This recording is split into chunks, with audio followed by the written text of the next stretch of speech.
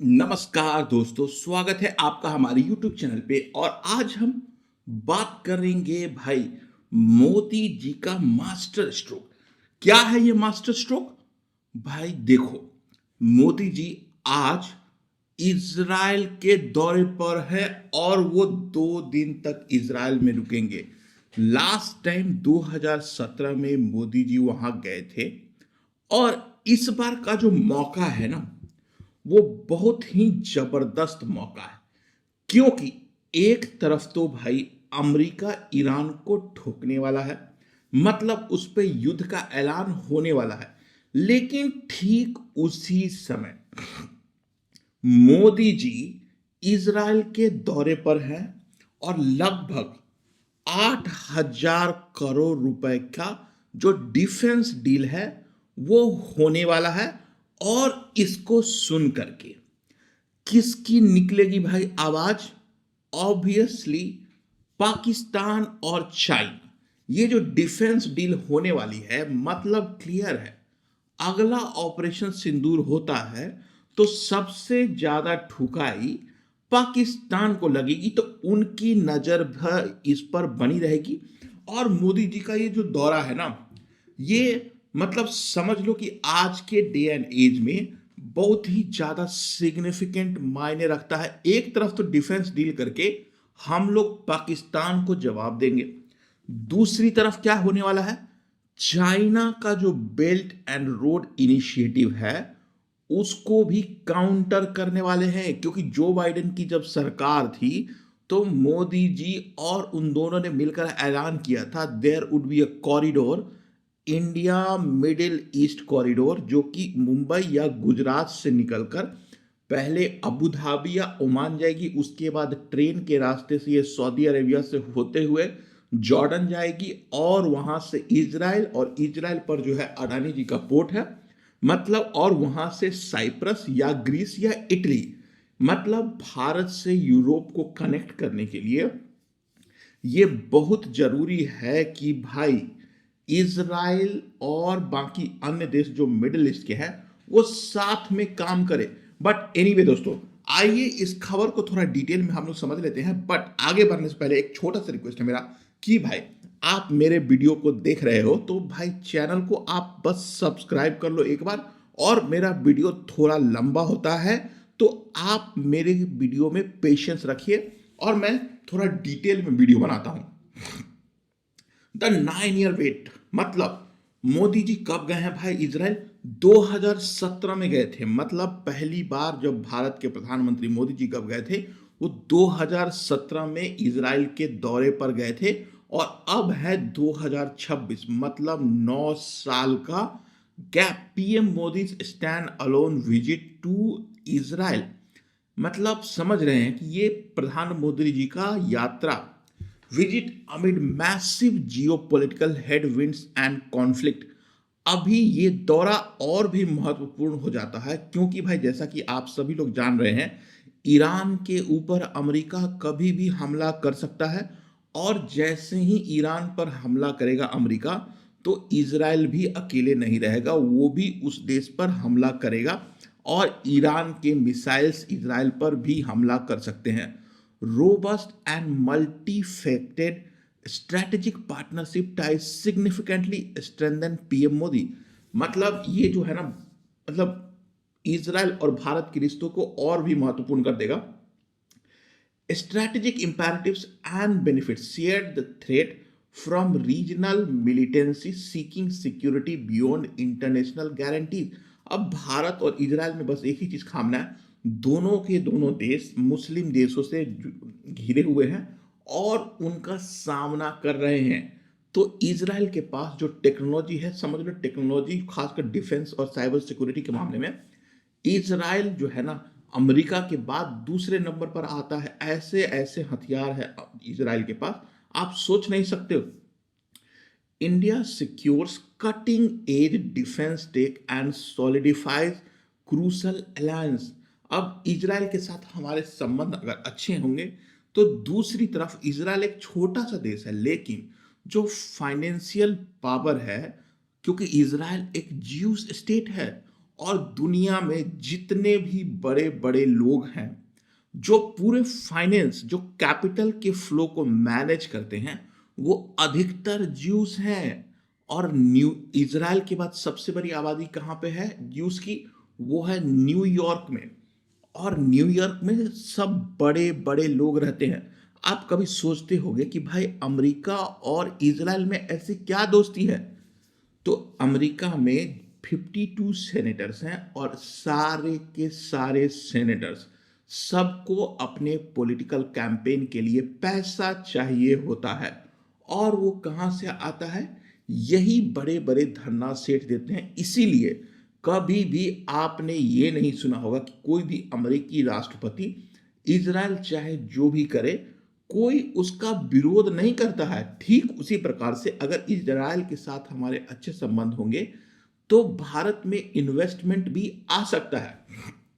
Future challenge balancing overt Israel support while maintaining vital ties with Arab nation. अब क्या है कि पहले हम लोग इजराइल के साथ उतने अच्छे संबंध नहीं रखते थे क्योंकि हमको लगता था कि जो मुस्लिम देश है जो अरब वर्ल्ड है खासकर सऊदी अरेबिया यूएई ये सब नाराज हो जाएंगे। बट अब तो बात ऐसी आ गई है कि यूएई और इजराइल में दोस्ती हो गई है तो भारत को कोई प्रॉब्लम नहीं होने वाला है। इनफैक्ट ये जो IMEC है ना इसमें इन तीनों भारत मिडिल ईस्ट के देश और इजराइल का होना बहुत जरूरी है। A friendship forged in fire, the foundation। देखो India and Israel upgraded relationship and strategic partnership 2017 से ही भारत में इनकी दोस्ती हो रखी है। ऑपरेशन सिंदूर में जो ड्रोन्स थे ना वो इजराइल में बने निर्मित टेक्नोलॉजी के द्वारा बनाया गया था। तो समझ लो 2017 में हाथ मिलाया था तो ऑपरेशन सिंदूर में हमने इसका प्रयोग किया था।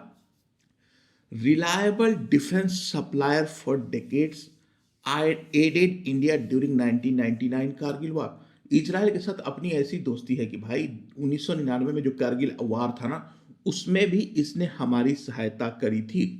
The Israel six powerful allies for international legitimacy amid global backlash.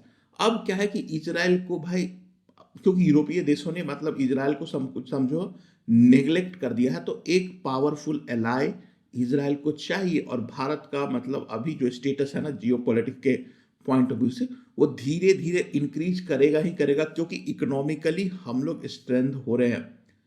India angle access to battle tested technology without restrictive geopolitical conditions. Bharat को सबसे इंपॉर्टेंट चीज है अपने डिफेंस को इक्विप करना बैटल टेस्टेड टेक्नोलॉजी के थ्रू और वो भारत को मिलने वाला है। उसके बारे में हम अगले स्लाइड्स में बात करेंगे। The two leaders are themself as leading countries in a dangerous neighbourhood. मतलब इजराइल तो डेंजरस नेबरहुड में रहता ही है, भारत भी अब समझ लो कि एक तरफ से पाकिस्तान है दूसरी तरफ से चीन है और ये जो एक नया देश बना है जिसका नाम है बांग्लादेश, वो तीनों मिलकर के 3 फ्रंट वार की तरफ ले जा सकते हैं। तो हमें अपने डिफेंस को मजबूत करना पड़ेगा। Modi's friendship with Netanyahu draws domestic political criticism over Gaza crisis. देखो मोदी जी जब इजराइल जाते हैं तो इंडिया में जो लेफ्टिस्ट वाले लोग हैं वो मोदी जी का विरोध करते हैं, बट आई डोंट केयर, आपको भी नहीं करना चाहिए। The 8,000 crore tanker deal, the deal क्या है पहले ये समझ लेते हैं। 8,000 करोड़ से लेकर के 9,000 crore deal to convert 6 pre owned Boeing 767 into MMT। मतलब मिड फ्लाइट जो होता है ना टैंकर, समझ लो कि ये बोइंग 767 को 9,000 करोड़ के माध्यम से मतलब हम लोगों को ऐसे जहाज बनाने हैं जो हवा में जैसे फाइटर जेट होता है ना, देखने में तो बहुत अच्छा लगता है लेकिन भाई उसका जो इंड्योरेंस होता है ना वो बहुत कम होता है। मतलब वो फ्यूल ज़्यादा खाता है तो अगर लंबे समय तक उसको हवा में रखना है तो भाई एक पेट्रोल पंप समझ लो जो हवा में चाहिए उसका डील होने वाला है। IAF has suffered a massive refueling capability gap relying on just 6 aging Russian। तो हमें ये बहुत जरूरी है और ये बहुत ही इंपॉर्टेंट डील है क्योंकि फाइटर जेट को लॉन्ग टर्म की इंश्योरेंस के लिए बहुत जरूरी है। Israel aerospace industry is on the verge of securing a single vendor contract with 30% make in India MoD sources. मतलब हम कुछ ऐसा डील करने वाला है इजराइल एरोस्पेस के साथ जिसमें 30% मेक इन इंडिया होगा, single vendor. European alternatives collapsed, IAI HAL Boeing 76 conversion is the fastest most pragmatic solution. ये मैं सिर्फ टैंकर की बात कर रहा हूं, तो इसमें इजराइल है ना, ये जो जहाज HAL बना रहा है 767, इसको कन्वर्ट करने में सहायता करेगा। डबल्स द ऑपरेशनल रेंज, इससे क्या होगा कि अपना जो ऑपरेशनल रेंज है ना वो डबल हो जाएगा, मतलब हम लोग पाकिस्तान के अंदर जाकर के मार कर सकते हैं। Fighter jets allowing power projection deep into the Indian ocean, मतलब हम लोग लंबी दूरी तक भाई पेट्रोलिंग कर सकते हैं even in the seas, high seize.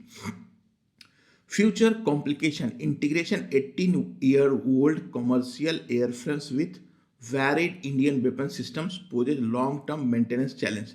मतलब ये थोड़ा पुराना जहाज है तो इसमें थोड़ा सा प्रॉब्लम हो सकता है, बट उसमें कोई प्रॉब्लम होगा नहीं क्योंकि maintenance that is the one thing. By the numbers the bilateral boom, India is the biggest buyer of Israeli defence equipments accounting for 34% of Israeli arm exports. मतलब इजराइल से हम लोग बहुत सारा सामान एक्सपोर्ट इंपोर्ट करते हैं और ये इजराइल जो पूरी दुनिया में एक्सपोर्ट करता है उसका 30% है, तो मतलब इट्स अ वेरी बिग मतलब market for Israel. Israel tech heavy economy perfectly complements India's massive scale and manufacturing ambitions under make in India. अब क्या है कि इजराइल के पास मैन पावर नहीं है लेकिन टेक्नोलॉजी बहुत है, तो हम लोग उसका प्रयोग करके स्केल कर सकते हैं। मतलब वो अगर इजराइल 5 जहाज बना सकता है तो हम लोग 50 जहाज बना सकते हैं क्योंकि अपने पास मैन पावर है। Bilateral trade reached $3.6 billion in 2024-25 despite regional security disruption. मतलब अभी भारत और इजराइल के जो संबंध है बहुत छोटा है इकोनॉमिकल स्केल पे, $3.6 बिलियन, लेकिन ये आने वाले समय में बढ़ने वाला है। New Delhi launch defence order of worth ₹1.5 billion for Israel rapidly modernising it's arm force. मतलब पिछले साल हम लोगों ने $1.5 बिलियन का ऑर्डर दिया है इजराइल को। Defence is a central pillar, the ministry already views India as a core country similar to the US। यार कुलास इजराइल डिफेंस मिनिस्ट्री, मतलब इजराइल के जो डिफेंस मिनिस्टर उन्होंने बोला है कि भाई हम लोग अमेरिका के बाद जो सबसे बड़ा पार्टनर है वो भारत को देखते हैं। तो ये बहुत बड़ी बात कह रही है। Trade routes are highly vulnerable to ongoing Red Sea crisis directly impacting non defence merchandise volumes. तो अभी जो मिडिल ईस्ट में प्रॉब्लम चल रहा है उससे ट्रेड को बहुत सारा नुकसान हो रहा है। द न्यू हेक्सागन अलायंस, क्या है भाई ये hexagon alliance? Netanyahu envisions India as core pillar of a new hexagon alliance। Hexagon मतलब 1 2 3 4 5 6 मतलब कंट्री मिलकर के हेक्सागन अलायंस बनाते हैं। The alliance aims to create a united front against radical access and secure vital trade pathways from Asia to Europe। तो Asia से Europe जाने का IMEC है, ये उसके बारे में बात चल रही है। Elevates India from regional power to central player in Middle Eastern and Mediterranean security.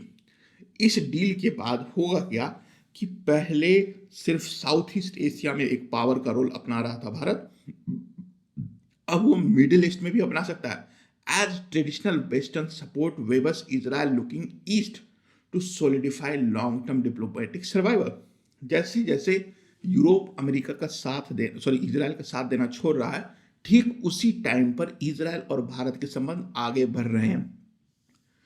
We will create an entire system, essentially a hexagon of alliance around within the Middle East, Benjamin Netanyahu. Formalizing such an alliance risk alienating Iran, which remains a crucial energy and connectivity partner for India। देखो सबसे बड़ा दुश्मन अभी क्या है Israel और America Bharat के संबंध में, वो है ईरान वाला। वो फ्यूचर में जाकर के देख लेंगे। Strategic reach and Atmanirbhar Bharat, the new tankers extend Sukhoi Su-30 MKI combat radius from 1500 kilometre to 3000 kilometre. अभी जिस टैंकर की बात करी है उसका प्रयोग करके हम लोग जो सुखोई 30 MKI अपना पावर हाउस जहाज है उसके रेंज को 1500 से 3000 किलोमीटर कर सकते हैं। India insist on local manufacturing to build its own military industrial complex और बेस जो भी बोल सकते हैं। तो भारत जो भी चाहे जो भी सामान खरीदता है सबको मेक इन इंडिया बोल रहा है, उससे कि भारत का इंडस्ट्री और स्ट्रेंथन होगा और इससे हमें ऑटोनॉमी मिलेगी ताकि इन टाइम्स ऑफ वार और एनी अदर थिंग्स हमें दूसरे पर निर्भर नहीं रहना पड़ेगा। India is actively shifting from defensive posture to net security provider role in the border Indo uh, Pacific। अब क्या है कि अपने डिफेंसिव पोस्चर को चेंज करके वो सिक्योरिटी प्रोवाइडर बनने की ओर बढ़ रहा है। मतलब जैसे यूएई पर अगर कुछ हमला हुआ तो वो भारत से बोलेगा प्लीज हमें बचा लो। इस तरीके का अलायंस हमें बना रहा है और इजराइल को चाहिए हथियार। अगर युद्ध होता है तो सप्लाई करने वाला कौन होगा भाई? तो वो भारत हो सकता है और ये सबसे बड़ी बात है। Creates thousand of high tech aerospace jobs in India while giving the IAF the loiter time needed for sustained combat. तो अपने देश को क्या फायदा होगा? जॉब मिलेगा और सिक्योरिटी बहुत इंप्रूव करेगी। IAI will fulfill a 30% indigenous content clause with HAL facilities slated for integration work defence reports. तो ये जो भी हम लोग डील करते हैं HAL के साथ सब में कुछ ना कुछ मेक इन इंडिया कॉन्सेप्ट आएगा जिससे कि हमारा अपना खुद का एरोस्पेस इंडस्ट्री इंप्रूव करेगा। HAL must provide it can execute the complex Boeing 767 avionics and boom integration without critical timeline delays। HAL को भी अपने चीज को सुधारना पड़ेगा, बहुत स्लो है HAL। The diplomatic tight rope. अब थोड़ा प्रॉब्लम यह है कि India continues to officially back two state solution for Palestine and has condemn Israeli expansion into the West मैन। अब क्या है कि भारत जो है ना मिडिल ईस्ट के साथ भी अच्छे संबंध चाहता है, इजराइल के साथ भी चाहता है, लेकिन अंदर ही अंदर सबको पता है कि भाई भारत और इजराइल के जो संबंध है वो और भी ज्यादा मजबूत हो गए। India has millions of expatriates in Gulf and relies heavily on Arab. Bharat के लिए थोड़ी प्रॉब्लम की बात यह है कि यूएई और सऊदी अरबिया, ओमान और अन्य मिडिल ईस्ट के देशों में लगभग इतने सारे इंडियन वहां पर रहते हैं जिसके कारण भाई हमें थोड़ा सा डिप्लोमेटिक टाइट रूप पे चलना पड़ता है, बट अभी हम लोगों ने उसको बहुत अच्छी तरीके से मैनेज कर लिया है। PM Modi has faced vocal opposition from domestic political party. ये तो इंडिया में होता रहेगा। By keeping the visit strictly focused on trade, technology and defence separates it's military need. अब क्या है कि भाई भारत में जो भी डिप्लोमेटिक प्रॉब्लम होने वाला है उसको आसानी से हम लोग मैनेज कर सकते हैं। If the Middle East conflict escalate further, maintaining a dehyphenated neutrality will become nearly impossible for India. अगर बीच में मान लीजिए यूएई सऊदी अरेबिया दोनों लड़ जाते हैं और यूएई इजराइल लड़ जाते हैं तो भारत को थोड़ा सा प्रॉब्लम होगा क्योंकि ये दोनों के साथ दोस्ती करना चाह रहे हैं। तो ये एक टाइट रोप है बट इसको मैनेज कर लेंगे। द IMEC ये सबसे इंपॉर्टेंट है भाई। हाइफा पोर्ट जो कि अडानी ग्रुप को ऑलरेडी दिया जा चुका है। The IMEC provides a strategic alternative to China's Belt and Road Initiative and bypasses the Houthi infested Red Sea। अगर ये बन जाता है तो हमें जो इजिप्ट वाला है ना स्वेज कनाल, उससे छुटकारा मिल जाएगा और हमें टाइम और पैसे की बचत होगी। लॉन्च्ड एट 2030 G20 IME से, मतलब 2023 में G20 जब हुआ था तो वहां पर जो बाइडन ने IMEC वाज मतलब बनाया गया था, बट ठीक इसी के बाद ईरान ने या अन्य देशों ने मिलकर के इस चीज को आगे नहीं बढ़े, उसीलिए इजराइल वाला जो अक्टूबर में वार हुआ था वो एस्केलेट किया था और वो डायरेक्टली टारगेटेड था IMEC पे। It secure India fastest most resilient route to European market, potentially cutting transit times by 40%। हम लोग चाबहार पोर्ट यूज करके सेंट्रल एशिया में जाना चाह रहे थे, लेकिन अब किसी कारणवश से चाबहार पोर्ट को हम लोग यूज नहीं कर सकते क्योंकि अमेरिका ने प्रेशर डाल रखा है। तो IMEC का अगर रिवाइव हो जाता है तो डायरेक्टली हम लोग चाइना को काउंटर कर सकते हैं। The original plan is still viable and sees India as the eastern most end point of Israel as the western most, मतलब अब ये जो आईमेक बन जाता है कॉरिडोर, तो इससे भारत को बहुत फायदा होगा, इसमें कुछ करना ही नहीं है। यूएई में शायद मुझे लगता है जो भी रेलवे का नेटवर्क था वो ऑलरेडी बन चुका है, और सऊदी अरेबिया में भी बन चुका है, बस इसको इम्प्लीमेंट करने की बात है। सिर्फ जॉर्डन एक बचता है, इजराइल में तो ऑलरेडी वहां पे बना हुआ है रेलवे। तो समुद्र के रास्ते से ये गुजरात से ओमान जाएगा या डायरेक्टली यूएई जाएगा, यूएई से सऊदी अरेबिया, सऊदी अरेबिया से जॉर्डन, और जॉर्डन से इजराइल। तो ये भारत के लिए बहुत बड़ी बात है, क्योंकि चाइना प्लस वन स्ट्रैटेजी के लिए आईमेक का होना बहुत जरूरी है। देखिए, आईमेक रिवाइवल की बात हो गई है, आगे चलते हैं। The $2 laser weapon. अब क्या है कि इजराइल ने एक ऐसा इलेक्ट्रिफाइड लेजर गन बनाया है जिसमें मात्र $2 का प्रयोग करके जो भी सोफिस्टिकेटेड जो ड्रोन होते हैं उनको हम उड़ा सकते हैं, और इसमें खर्चा भी कम लगेगा। मतलब $2 वर्सेस $100 का जो ड्रोन होता है उसको उड़ा सकते हैं। अब देखने वाली बात है ये इजराइल भारत को देता है कि नहीं देता है, and this is very significant, क्योंकि आजकल ड्रोन युद्ध चल रहा है। Traditional interceptor missiles cost millions. Laser weapons are essential to financially survive cheap mass drone attacks. तो ये बहुत इंपॉर्टेंट है, और ये डील हो जाता है तो भारत के लिए बहुत बड़ी बात है। India is actively building a multi layered indigenous air defence network called Sudarshan चक्र। भारत ऑलरेडी सुदर्शन चक्र बना रहा है, तो उसमें इस पर्टिकुलर इक्विपमेंट का होना बहुत जरूरी है, क्योंकि भाई ड्रोन को हम लोग को मारना है। Secures Indian airspace from cross-border Pakistan drone incursion and Chinese swarms a fraction of the cost. तो हमें चाइना और पाकिस्तान की तरफ से आने वाले चीप ड्रोन्स है ना, उसको मारने में आसानी होगा। India aims to integrate Israel's Iron Dome and Iron Beam into its military architecture to counter swarm of drones. अगर इजराइल वाला आयरन डोम हमारे पास आ जाता है तो हमें मतलब बहुत बड़ा फायदा होने वाला है। S-400 का जो मिसाइल है वो बहुत महंगा होता है, तो वो जहाज और बड़े बड़े मिसाइल को मतलब उड़ाने में सहायता करेगा, बट हमें हर लेयर पर चाहिए। Laser weapons are highly susceptible to weather condition fog, meaning they can not entirely. अब ये क्या है कि जो लेजर वेपन है ना उसमें थोड़ा सा प्रॉब्लम है, बट वो मैनेज हो जाएगा। What happens next?